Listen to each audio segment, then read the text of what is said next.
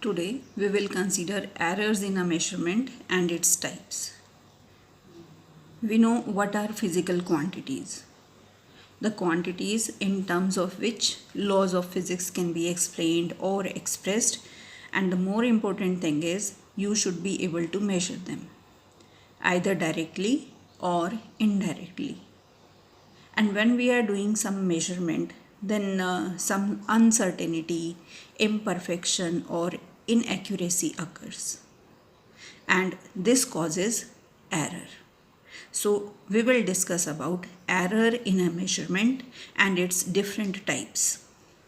So what is error? When there is a difference coming between the measured value of a quantity and its true value, then that difference is known as error.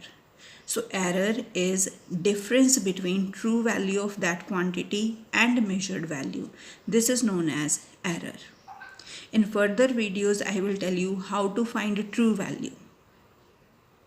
And when we are going to consider that every measured value is going to have a difference from true value, then how to find true value, this we will consider when we will solve numericals. For the time being, we will consider what is error.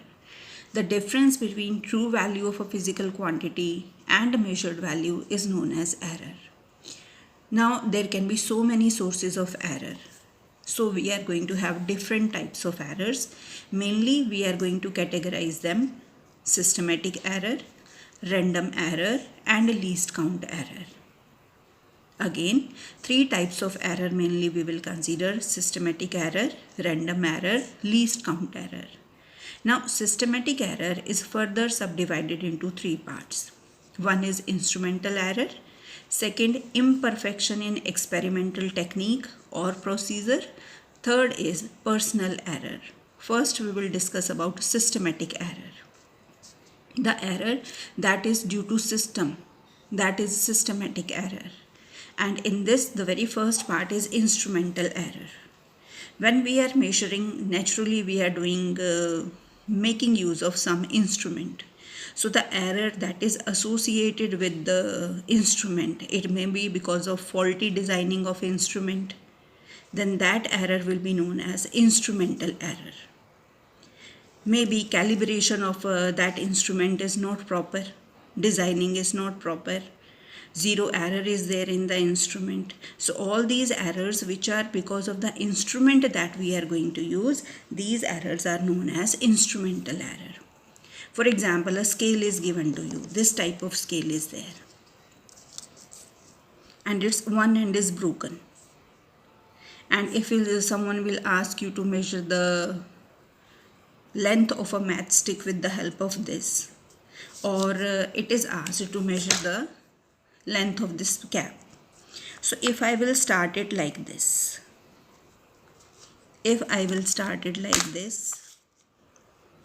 then maybe this reading is near about 11.3 centimeter reading on this scale, but exact length of this cap is not 11.3. It is much less than, because this end is broken. So if I will use it as it is, or if we have seen scale like this also, in this scale this is proper one, and this we are going to have broken one. So like this, if we are going to have a instrument that is faulty and we are doing measurement with that, then error will appear, and this error will be known as instrumental error. So if you want to have exact reading, then you have to go for error correction. You have to consider whatever length is coming here. If it is 11.3, from that you have to subtract the reading till here. If it is 6.5, then from 11.3 you will subtract 6.5, and then you will be able to get the exact length of the cap. So this error is because of instrument. Another example I can consider, you have used milliammeter in Ohm's law in lab. Maybe your milliammeter is having faulty designing, or calibration is not proper. Let us consider when no current is passing through milliammeter, then its pointer is pointing on this division. When no current is passing, if your milliammeter is proper, then in that case this pointer should be on 0. It should not cross 0 either this side or that side, and if it is going to cross, naturally it is going to have error. So this is error in this milliammeter. Pointer should be on 0, but it is 2 divisions before 0. So whenever you will take the reading, it will give reading 2 division difference. So we have to consider how to correct this error. 0 error in milliammeter. In this case, it is due to presence of this pointer 2 division before this 0 marking when no current is passing through milliammeter. When no current is passing, this pointer should point towards 0, not towards any other division. So what to do? If you will take this reading, then what will be the reading for you? Between 30 to 40 you are going to have 5 divisions. So its least count will be 10 divided by 5. So least count is coming out to be here 2 milliampere. And reading this will be, this is 30, 32, 34, 36, 38. For you reading is 38 milliampere. But this reading is wrong because you are not considering that it was earlier 2 division before the 0 marking. So you have to do necessary correction. It means when it is representing 38, then these two are missing. So you have to add reading corresponding to these 2 division. 1 division reading is going to be 2 milliampere. So 2 division reading is going to be 4 milliampere. It means in every reading that milliammeter will give, you have to add 4 milliampere. Only then you will be able to get correct reading. So corrected reading is coming out to be 42 milliampere. Again repeating, in this milliammeter, it has 0 error. When no current is flowing, then this pointer should point towards 0. It is pointing 2 divisions earlier. So we will find this is 0 error, and we will find a way in which this error can be corrected. First we will find how much 0 error this apparatus or instrument has. So for this, least count will be 10 divided by 5, 2 milliampere is the least count coming.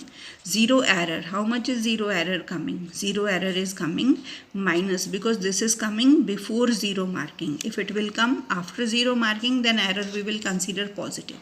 So 0 error will be minus 2 multiplied by 2 milliampere. So 0 error is minus 4 milliampere.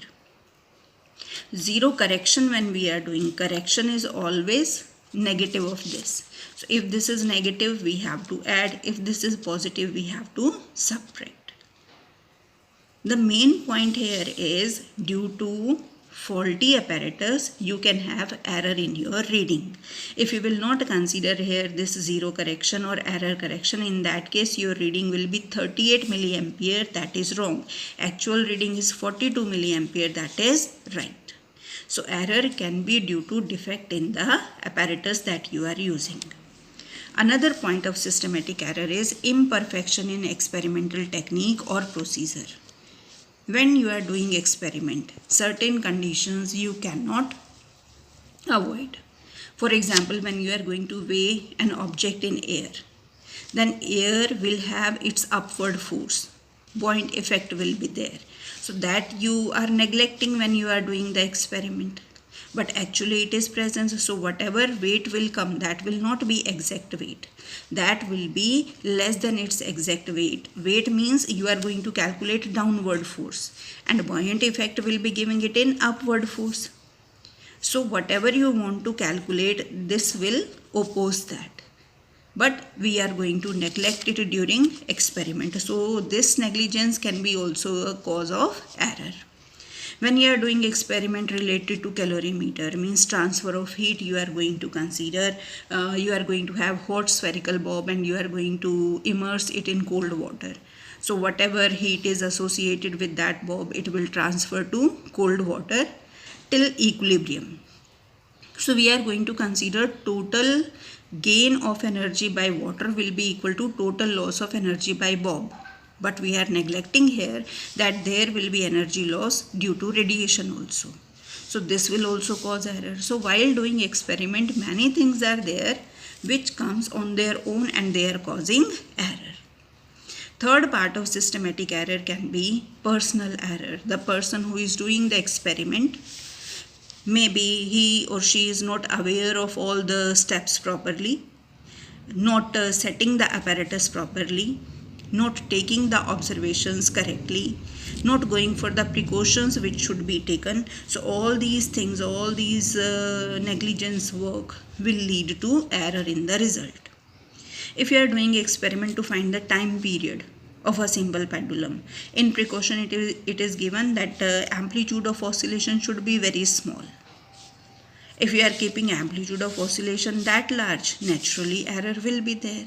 So before doing experiment, we should see all the precautions that we must keep in our mind while doing the experiment. So all these are going to be errors due to systematic part. That these errors are known as part of systematic error. Another error we are going to have random error. For example, you are asked to measure the length of this pen. You only are going to measure this length 5 times, and the steps taken by you are also same. Then also may be possible your 5 readings will come out to be different. You are same, method is same, scale is same, pen is also same. Then also chances are there your readings will differ from each other. Sometimes more, sometimes less. So these type of errors are known as random errors.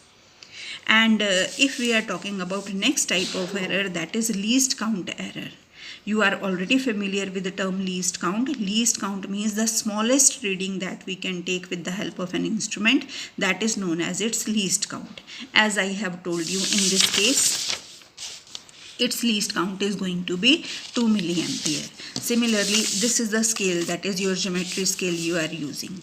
So in this case, from 0 to 1, 10 divisions are there. So its least count you are going to consider 0.1 centimeter or 1 millimeter. If I will ask you with this scale, find the thickness of this page, what will you do? Will you be able to give exact answer? If you will give this is 1 millimeter or some other value, then your answer is not correct, because the least count of this scale is more than the thickness of this measurement. So you cannot get proper reading. If you are going to measure the length, if you will start from here, and this part will come in between, for example, this measurement will come in between this 12th marking and this marking, then what will you do? Either you are able to take this reading 12 centimeter or 12.1 centimeter, 12.05.